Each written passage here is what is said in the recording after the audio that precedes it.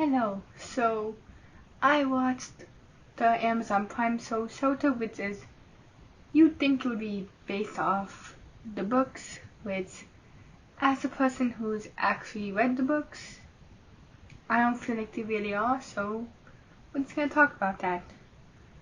So in the book, Mickey's main sort of guardian is his uncle because his father basically supposedly passed and his mom is basically in rehab, but in the show, Mickey's guardian is his aunt, which, by the way, in the books, there's no mention of an aunt. Like, the only explanation I can think for it is that it's in the uncle sort of storyline, which I think his name's Myron, which I could be wrong, but like, I haven't read his storylines because it's 11 books, so I don't know if I'll ever get to it, but like, yeah, there's no mention of an aunt in the Shelter sort of storyline. So, that caught me off guard when I watched it too. And also, she is the voice actor for Strongarm in Transformers or What's in Disguise 2015. Just wanted to point it out. But yeah, in the books, I mean, I feel like the actress for Emma could have been different because in the books, Emma is basically heavily sort of fat shamed and all of that. So I feel like the representation in the show could have been different to better represent that. But then again, even though Emma sort of thin, she could still probably be fat shamed, which we don't even have enough time to unpack all of that. Like I personally don't like that, but like I'm not going to unpack all of that. So yeah. But in the books, Emma's love interest, I think it's the third book. Yeah, it's the third book. Emma's love interest secretly is Buck. Exactly. Like that's the reaction I had to like they do not what? But in the show, Emma's love interest is the popular girl, and there's like a sort of lesbian storyline of that, which does not happen in the books at all. But yeah, in the book there's no social media, but in the show there's a social media platform called You Do You, which okay, I guess.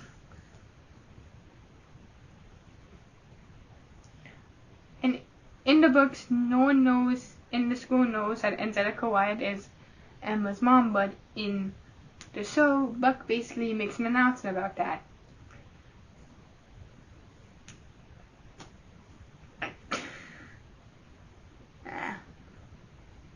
So in the show, the aunt presses Brad, who is Mickey's dad, to like go to Bat Lady's house, which Bat Lady is basically the main sort of antagonist per se. Just yeah, I don't remember how this is addressed in the books, but it's not addressed by the aunt. So in the show, Troy Taylor's father basically goes through a divorce, like with his wife, and the wife, which the divorce does not happen in the books, but the wife basically in the show falls in love and basically like makes out and probably sleeps with Mickey's aunt, which does not happen in the books. Okay, like what? Like I should probably have said this in the video. Like I get creative liberties and all of that. Like I get, but like you should keep like at least 60% of it like with the story. Like by the end of watching the show, I did not feel like I was in the same sort of universe as the books. I did not feel like that because there were so many differences that it's just like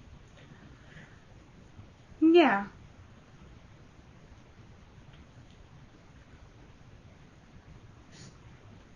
So in the show, Friedman makes an anonymous call to Bat Lady, and Bat Lady finds out that she did that, but in the book, that doesn't happen.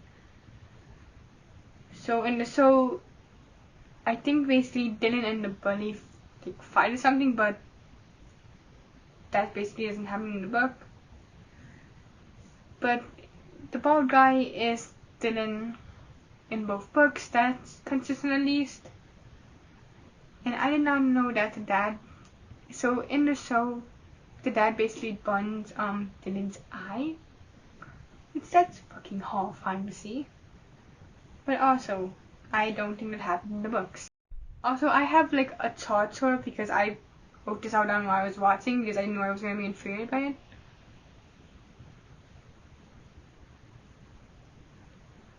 In the books, I feel like Buddy, who is the main sort of villain in the first books, is like short. But in the show, he's like average height.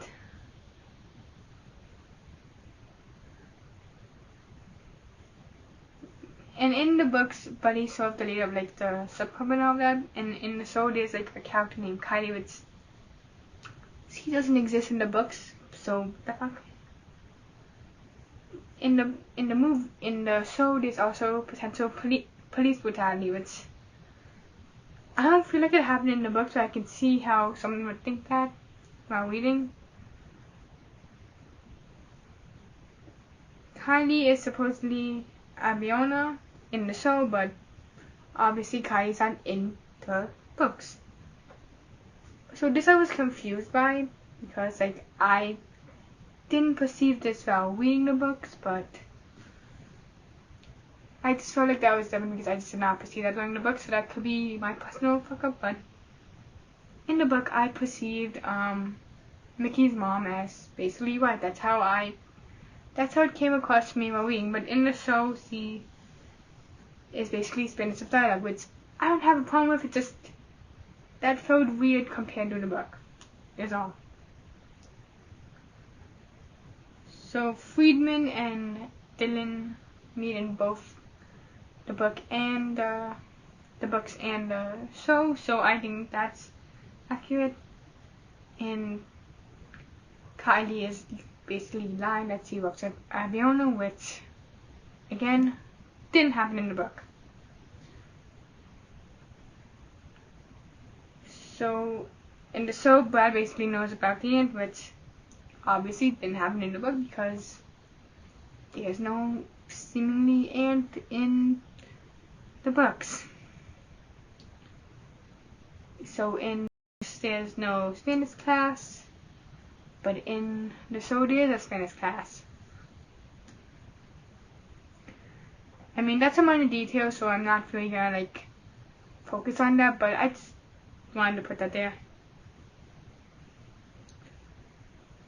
So yeah, in the show, Nikki gets put in basically a body of water for finding out about the subclub, which doesn't happen in the books.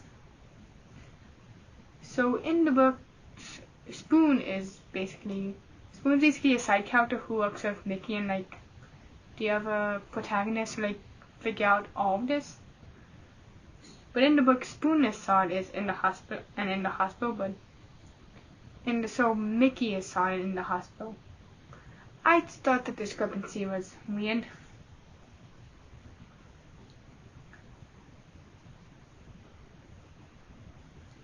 So, Snake Guy turned out to be good, which basically in the show there's a Snake Guy and basically he has like a snake tattoo sort of, and basically he is the person who stopped Rachel from looking into Ashley's locker to figure out what the hell happened, which by the end we find he's a good guy, but like throughout the show you don't basically find it out.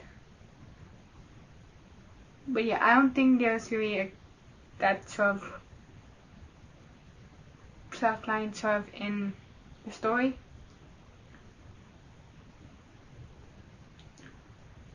So in the show, the butcher kills that lady and burns the house, but in the books, it's only the butcher in her house. So, yeah.